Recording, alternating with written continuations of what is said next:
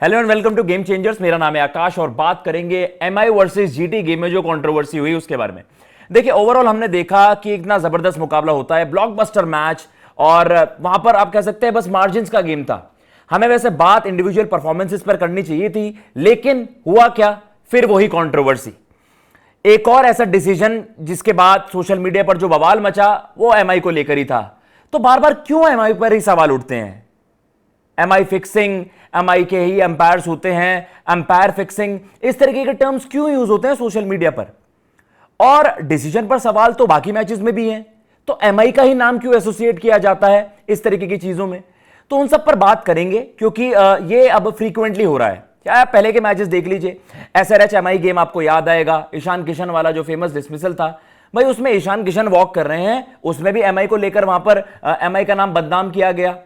फिर उसके अलावा एक और एग्जांपल दें तो आरसीबी सीएसके का गेम आपको याद आएगा, लुंगी एनगीडी बोल कर रहे थे और वहां पर ब्रेविस वाला जो बड़ा ही कंट्रोवर्शियल डिसीजन था, उसको लेकर भी किसी ने आरसीबी को लेकर तो बवाल नहीं मचाया कि भाई आरसीबी फिक्सिंग, आरसीबी ने एम्पायर और इस तरीके की चीजें वहां पर हम जो एसोसिएट कर देते हैं सोशल मीडिया पर, इस तरीके की चीजें तो नहीं हुई।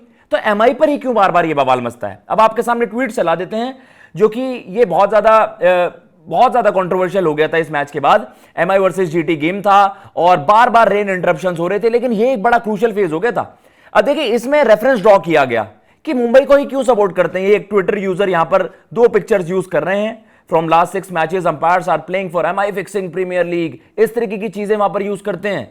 पर क्या ये जायज हैं? अब वहां पर देखिए, डिसीजन ऐसा था जो कि काफी कंट्रोवर्शियल था, जिसका शायद रिप्ले उस तरीके से नहीं दिखाया गया, क्लोज लुक नहीं दिखाया गया, जूम इन करके नहीं दिखाया गया। तो वहां पर एमआई पर सवाल उठा दिए कि भाई ब्रॉडकास्टर्स एंड ऑल, और एमआई का नाम वहां पर इस तरीके से यूज किया गया जो कि जायज नहीं है। और वहां पर रोहित शर्मा का आप देख लीजिए, रोहित शर्मा वाली क्लिप का यूज कर दिया कि भैया इसी तरीके के डिसीजन एमआई के फेवर में जाते हैं, और जब ऐसा ही कुछ क्रंच मोमेंट होता है गेम में, तो ये जैसे आप कहते हैं कि ये वाला सेम डिसीजन ये एमआई के फेवर में हर बार क्यों जाता है। तो ये रेफरेंसेस वहां पर यूज की गई। अगले ट्वीट पर चलते हैं। जयेश कलाल जी यहां पर कह रहे हैं, एंड पीपल से MI don't tamper with umpiring, fixing and technology, MI versus GT. ये ट्वीट उसी मौके पर कहा गया था जब आप देख रहे थे, बड़ा ही एक क्रूशियल मोमेंट था वहां पर। राशिद खान के वहां पर एलबीडब्ल्यू का जो डिसमिसल था, अंपायर ने आउट नहीं दिया, लेकिन क्या वो कंक्लूसिव एविडेंस था जिसको ओवररूल कर दिया गया, और उसका क्लोज जूम शॉट नहीं दिखाया गया कि बॉल कहां पर पिच हो रहा था। तो ये एमआई पर इतने सारे सवाल क्यों?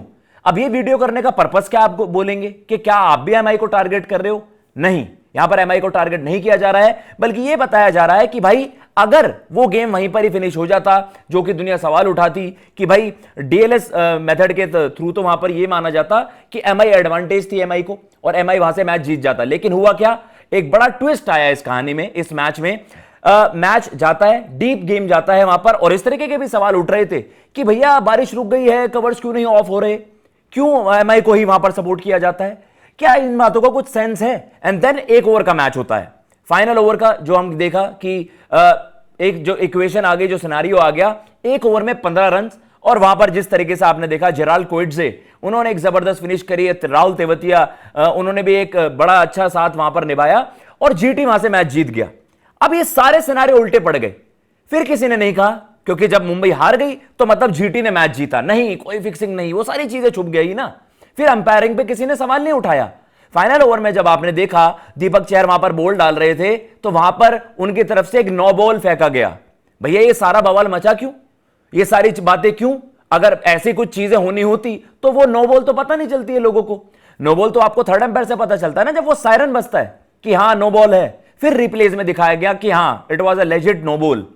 तो फिर इस तरीके के सवाल क्यों भाई? आप वेट करते रहते हैं कि मुंबई के अगेंस्ट कुछ जाए तो हम भाई फिर आप सेटिस्फाइड हैं, पर मुंबई के फेवर में चीजें जाती हैं तो बार बार वही सवाल उठते हैं। अब बाकी भी ट्वीट्स आपके सामने चला देते हैं, वो और ज्यादा जस्टिफाई करेगा। अब इस तरीके के वहां पर सवाल उठते हैं, you play against 12 members when you play against MI, peak fixing. अब ये रोहित शर्मा वाला डिसमिसल है, इसका रेफरेंस हमने इसलिए यूज किया क्योंकि इसी तरीके का कुछ वहां पर कंट्रोवर्शियल हो गया था मामला, बॉल की पिचिंग पर सवाल थे। ये एक और वहां पर ट्वीट है, इसमें भी इस तरीके के रेफरेंस दिए गए कि भैया relax guys, 6 trophies fix for MI. मतलब ये क्या सेंस है भाई? जब डिसीजन बाकी टीमों के फेवर में जाते हैं तो दुनिया वहां पर बवाल नहीं मचाती है। अब ईशान किशन वॉक कर गए थे, और ये देखिए किंग स्लेयर वहां पर क्या कह रहे हैं, there is heavy rain but no called off matches because GT ahead of MI, umpire Indians can't even win trophy without. भाई इन चीजों का सेंस क्या है यार, आप इन चीजों पर क्यों इतना सवाल उठाते हो?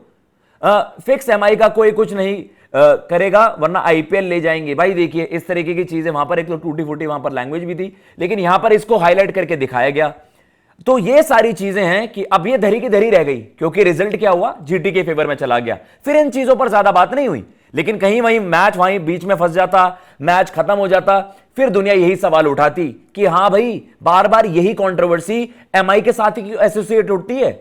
आरसीबी सीएसके वाले गेम में क्यों नहीं आरसीबी पर सवाल उठाया दुनिया ने, जब एनगीडी और आपको याद है डेवार्ड ब्रेविस वाला जो एक थोड़ी कंट्रोवर्सी हो गई थी वहां पर एलबीडब्ल्यू की, उसका रिप्ले नहीं दिखाया गया उस तरीके से, तो किसी ने आरसीबी पर सोशल मीडिया पर क्यों नहीं लिखा भाई इस तरीके की चीज, fixing umpiring and all.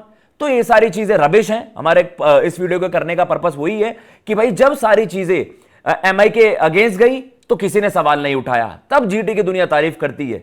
MI के बॉलर्स की किसी ने क्यों तारीफ नहीं करी, जिस तरीके से बुमराह ने कमबैक करवाया एमआई का, और एमआई ने एक ऐसा गेम जो कि हारा हुआ था उसे इस तरीके का क्लोज गेम बनाती है जहां पर एमआई को एडवांटेज हो गई। लेकिन किसी ने परफॉर्मेंस पर बात नहीं करी, सबने बात करी कि भैया ये अंपायर्स हैं वो मुंबई को फेवर करते हैं। तो आपका क्या कहना है इस पर, प्लीज कमेंट बॉक्स में जरूर बताइएगा कि ये सारा जो मामला है थ्रू आउट दी आईपीएल, जिस तरीके के कंट्रोवर्शियल डिसीजंस हुए हैं, और इवन टेक्नोलॉजी को लेकर आपका क्या कहना है। टेक्नोलॉजी इन अ सेंस कि एक लेजिड रूल होना चाहिए, और जो आप कह सकते हैं ना जो रेगुलेशंस हैं या जितने भी प्रोटोकॉल्स हैं भाई वो सारे स्टैंडर्ड्स ना वो एक समान होने चाहिए, और जितने भी फ्लॉज हैं इस टेक्नोलॉजी में उन सबको दूर किया जाए, क्योंकि फिर ब्रॉडकास्टर्स पर और टीम्स पर, एमआई की लेगेसी के पर तो आप दाग लगा रहे हो ना इस तरीके की बातें कर कर।